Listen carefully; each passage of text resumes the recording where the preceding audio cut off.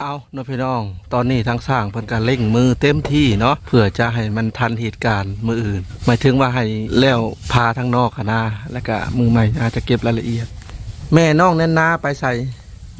ไปกินส้มมื้อนี้เพิ่นก็น่าจะเดินทางวันเนาะเพื่อเตรียมข้าวของนั่นนี่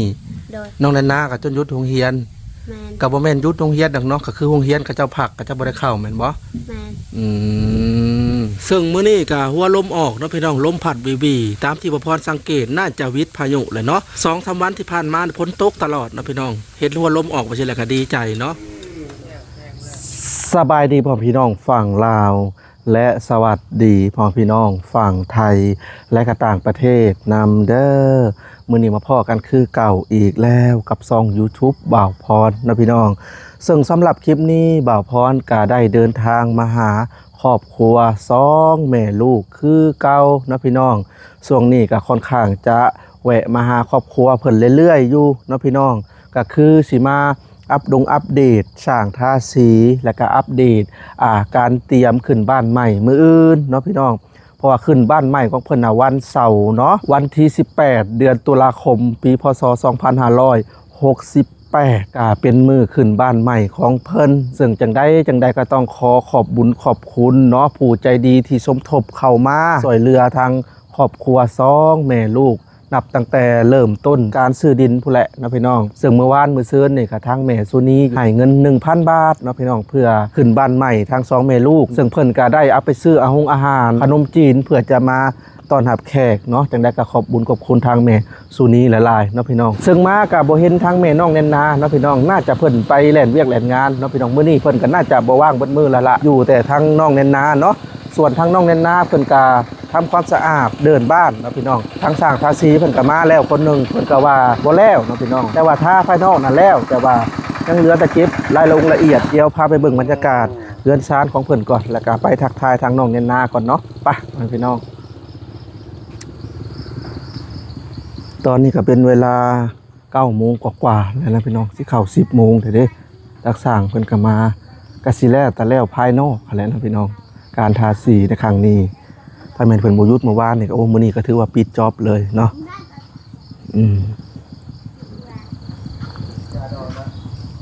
ซึ่งตอนแรงทางแม่คำตานี่ก็วุ่นๆแล้วเนาะพี่น้องเพิ่นก็เตรียมอาหารตั้งแต่ตอนเย็นพี่แหละเนาะตั้งแต่ 5-6 โมงซึ่งอาหารก็มีแล้วเนาะพี่น้องซึ่งมาพรก็นี่แหละก็สิได้มาอัปเดตเรื่อยๆเนาะสบายดีน้องแน่นนาแม่เพิ่นไปแล่นเวียกบ่คือสิบ่ว่างเบิดมื้อเนาะแม่จักมื้อนี้เนาะท่านน้องแน่นนาก็บ่ได้ไปโรงเรียนบ่โรงเรียนเพิ่นพักคือพักดุแท้เนาะ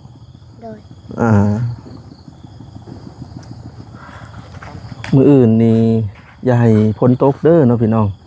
ขอให้แดดออกสิก็ดีคือกันเนาะเพราะถ้าฝนตกนี่โอ้การขึ้นบ้านใหม่เพิ่นก็บ่อยากราบรื่นปานใดแล้วเนาะถ้าแดดสิโอเคละทางสร้างเพิ่นก็เริ่มลงมือเนาะพี่น้องน่าจะแล้วอยู่ดอกภายนอกเนาะพี่น้องพอเป็นสีน้ำได้ใส่ลูกกิ้งทาลวดโลดแต่ว่าเรื่องเก็บรายละเอียดอาจจะเป็นมือใหม่เมื่อวานนี่ไปส่งสการเนาะคนเสียในบ้านออกเป็นฟ้าอะไรเนาะพี่น้องเป็นสีฟ้าเด้ท้องผ้าแล้วก็สีฟ้าแต่ว่าคนละเศษสีน้อยนึงแต่ออกสีฟ้านั่นคือฟ้าอะไรแต่ว่าอันนี้คล้ายๆเครื่องฟ้าทะเลเพิ่นมาแป๊บเดียวก็สิแล้วได้เฟืองนี่แต่ว่าเพิ่นมีการลำประมาณ2-3 รอบมาพี่น้องสีน้ำก็ถือว่าบกคิวดีอย่างหนึ่งสีน้ำมันนานแห้งได้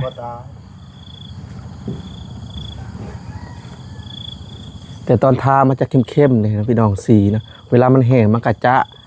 ออกเป็นอ่อนๆบ่น่าจะอ่อนๆตอนทาคือว่าเข้มพอตอนแห้งแล้วก็ออกอ่อนๆเป็นเรื่องปกติของสีได้สีแต่ละแบรนด์นี่บ่คือกันเด้อพี่น้องบางแบรนด์นี่ตอนทาหมอกๆพอตอนแห้งแล้วคือเข้มขึ้น โดยเฉพาะที่ถังละ 2,000 หา 3,000 บาทนะเพียงทางน้อยๆบ่แม่นทางสำนี้ได้สีนะกลุ่ม15 ปีแต่ละแพงพวกสีไฮซิลสีมียี่ห้อนะพี่น้องถังนี่ประมาณ 5,000 กว่าบาทถังน้อยกว่านี้ 2,000 กว่าบาทหา 3,000 กลุ่ม15 ปีเพิ่นรับประกันแต่ตอนทาเนี่ยออกสีแบบหนึ่งเวลามันแห้งเข้มขึ้นทาเฮือนผนังปูน คนหนึ่งเพิ่นยังบ่มาบ่ น้ำลัง แล้วอยู่ดอกเพื่องนี่เนาะพี่น้อง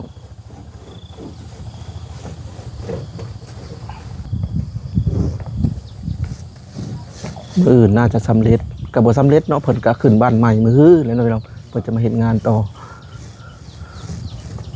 ใช้เวลาอยู่2-3 วัน ตกแต่ง ตกแต่งประตูนี่สีแดงแม่นบ่สร้าง แดงแบบใดแดงจ๋าบ่หรือแดงแบบอ่ำ แบ่งแบบน้อง ๆแบบคือแป้นล้มนำพอ เลย หรือว่าแดงคือตัวนี้ บ่ แดงแบบไหม้ๆเนาะอืม แบ่งบ่เข้มปานใดดอกเด้อ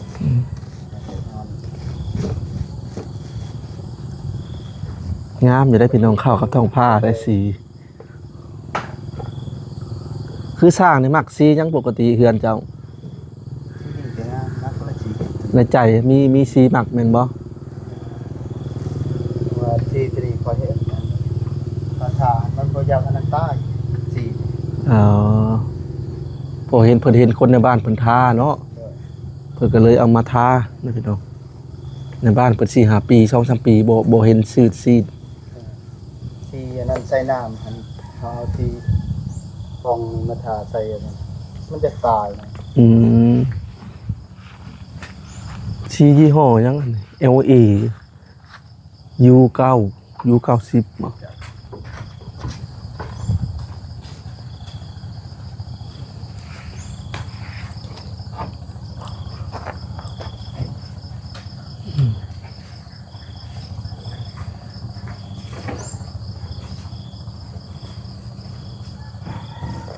สีก็ยังบ่แล้วเพื่อนก็สิขึ้นนะพี่น้อง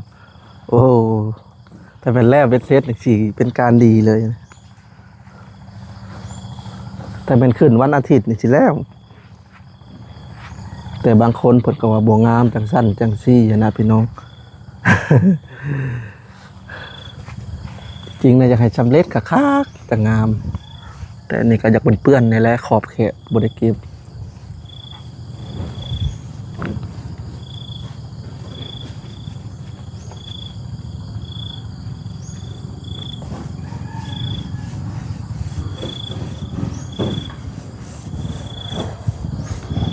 สวยงามตามท้องเรื่อง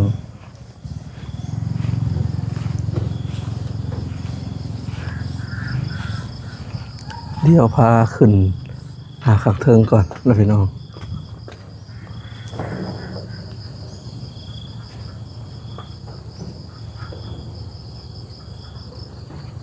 แต่บ้านภาพก็ได้ซื้อให้เพิ่นแล้วเมื่อวานมื้อนี้เพิ่นก็น่าจะใส่ให้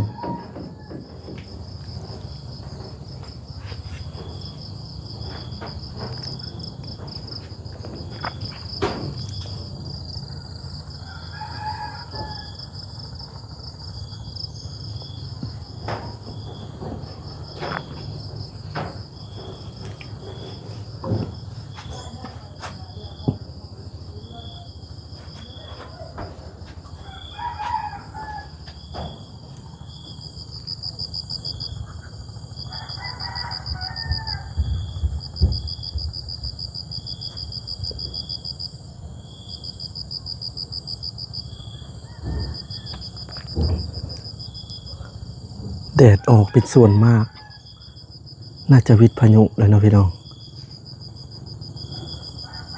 ขอให้วิทย์กันแล้วกันนะพี่น้องซึ่งบ่พรเวลากลับบ้านนะถ้าว่ามีขี้ตอกขี้ตมนะใช้เวลาอยู่3 ชั่วโมงกว่าๆถ้าว่าแห้งๆทางแห้งๆนะใช้อยู่2 ชั่วโมงกว่าๆบัดนี้ถ้ายามแล้งจ้าอีกก็ยากอีกเด้พี่น้องเอ้ยยามแล้งจ้าเดือน2เดือน3เดือน4เดือน5ขี่ทรายก็บ่แตกต่างกับขี้ตมอีกขี่ทรายก็ไปก็ต้องคอยไปโอ้เนาะ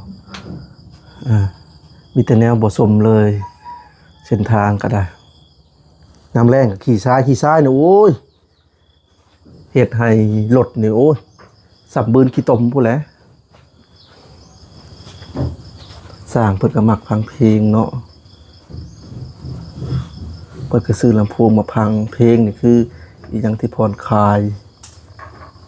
เป็นของเรียนแบบ JBL Shark 5 1 2 3 4 5 Shark 5ถ้าแม่นถ้าเป็นยี่ห้อ JBL แท้นี่ราคาช่วงเปิดตัวนะ 6,000 กว่าบาทตอนนี้ก็จะเรียกประมาณ 3,000 4,000 นี่แหละ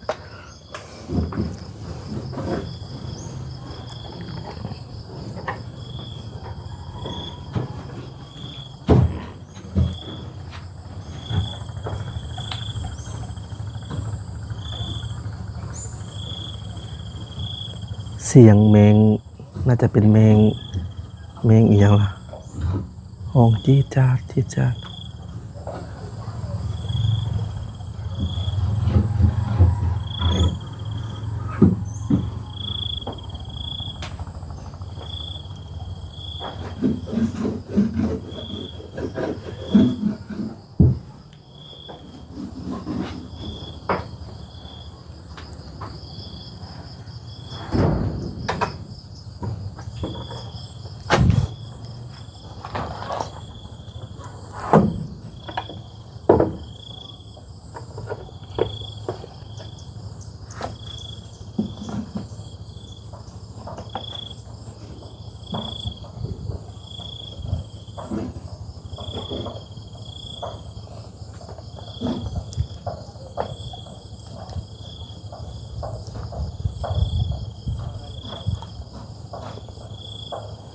ท้องผ้าแจ่มใสมื้อนี้เนาะ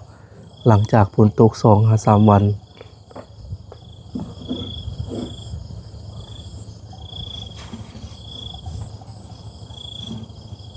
ทางแม่คำตาเพิ่นก็น่าจะบ่ว่างเลยมื้อนี้เนาะพี่น้องน่าจะย่างเบิดมื้อก็แล้วกันมื้อนี้เพิ่นเพื่อไปหามักกุ้งมักกล้วยหามักพงมักพร้าวต้นกุ้งต้นกล้วยหาไปตองยิบผ้าขวัญเพิ่นเดินเบิดมื้อนี้เนาะทุกคนที่เคยจัดงานก็น่าจะฮู้ดีว่าบ่ว่างส่ำใดเนาะยิ่งเป็นงานใหญ่ๆแฮงนักต้องหลายคนซอยกันแล่นคนที่บ่เคยจัดงานก็บ่ฮู้ดอกเนาะพี่น้องว่ายุ่งยากหมายถึงว่าสับสนส่ำใดกับคนเคยเฮ็ดเฮือนนี่แหละเนาะบางคนบ่เคยเฮ็ดเขาก็บ่ฮู้ได้ว่าอันใดเป็นอันใดต้องเตรียมอีหยังว่าความวุ่นวายส่ำใดการเฮ็ดเฮือนคนบ่เคยเฮ็ดเฮือนนี่คือจะบ่ฮู้คือช่วงบ่พรเฮ็ดเฮือนก็โอ้วุ่นวายนะพี่น้องทั้งอะไรอยากเบิ่งสร้างทั้งอะไรอยากซื้ออุปกรณ์มาคนที่เคยเฮ็ดเขาจะฮู้เนาะ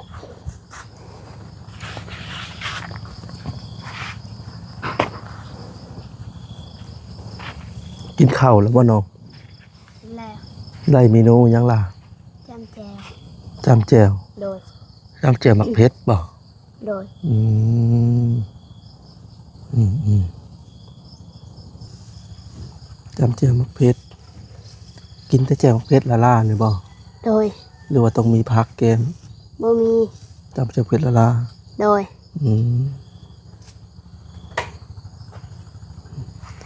แม่จะมาไปแต่เช้าๆคุณเปล่า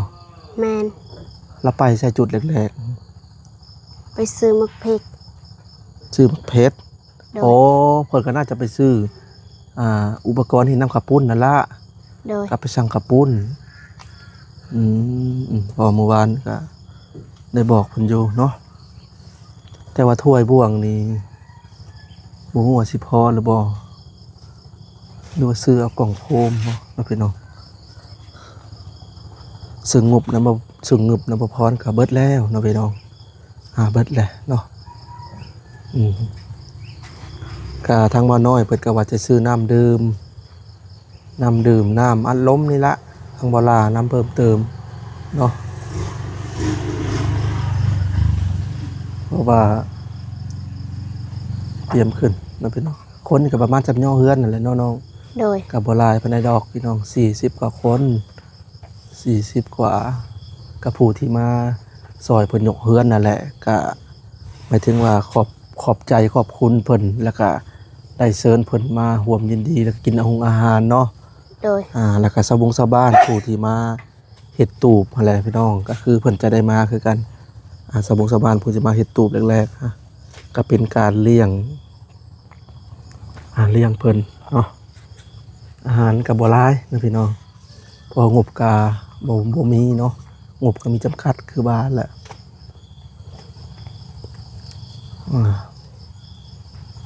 งบทางเฮาก็มีจำกัดแน่นะพี่น้องน้ำดื่มนี่ยังบ่ทันได้สั่งมานี่ทางช่องบ้านน้อยว่าสิสั่งมาจาก5ตุกก่อนน้ำดื่มแล้วก็น้ำอัดลมน้ำมันแหละพวกแพนต้าสีแดงสีเขียวนะพี่น้องคนเขตแถวนี่เพิ่นมากินกันน้ำคงน้ำแข็งอีกแหละเนาะแต่ว่าทางน้ำแข็งนี่คือเก่านะพี่น้องทางในบ้านเพิ่นจะเอามาซื้อน้ำแข็งมาจาก2-3 กระสอบหลายอย่างเนาะ โดย พวกจอกพลาสติกจอกยางแล้วประมาณแพ็คหนึ่งแต่ว่าอันนี้ก็สิได้เอาผ้าบัดมากางคือเก่านะพี่น้องกาง2 อันแต่บางทีก็สิลือเอาตัวนี้น้ำเนี่ยเผื่อกันแดดเผื่อกันแดดกันพ้นน้ำเผื่อฝนตกแล้วก็เตียงกับหน่วยหนึ่งก็สิไว้เอาไว้วางอาหารเนาะวางถ้วยวางบ่วงส่วนตัวนี้ก็เอาไว้ให้แขกคนนั่งแล้วประพรก็ว่าอยากได้ตังค์ให้เพิ่นอยู่นะพี่น้องแต่ว่างบบ่มีเนาะอยากเซาตังค์ประมาณ6 สุดนะ โดย ก็คือสิบ่แพงไปได้ประมาณ3-4 แสน 4-5 แสนนี่แหละตังค์พอได้แค่คนนั่งแต่ทั้งเฮือนก็เต็มทั้งเฮือนก็เป็นคนเฒ่าคนแก่เนาะทั้งในทั้งเฮือน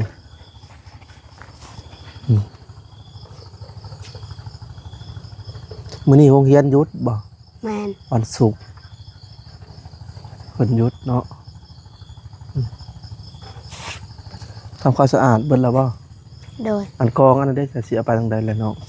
บ่ฮู้ เอาไว้หั่นบ่ แมน โอ้เสียงรถปั่นเข้าเนาะพี่น้องย่ำนี่ก็สะบ้านก็เร่งรีบเก็บเกี่ยวม่วนและยามชาวไร่ชาวนาเหตุผลที่เพิ่นม่วนนะเวลาเพิ่นเกี่ยวแล้วเพิ่นสิได้หลายบ่ได้น้อยบ่เพิ่นมาลุ้นกันเด้ความสุขของเพิ่นสมมุติเพิ่นได้100 สอบ200 สอบก็ม่วนแหละ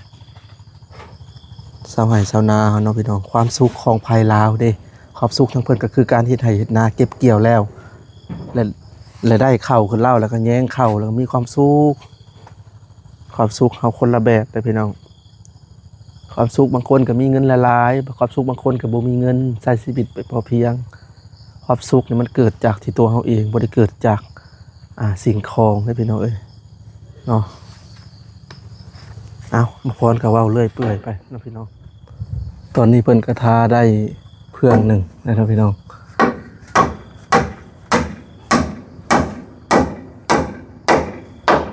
ก็มีแต่ว่าสิลำอีกรอบหนึ่งแล้วก็ไปเลย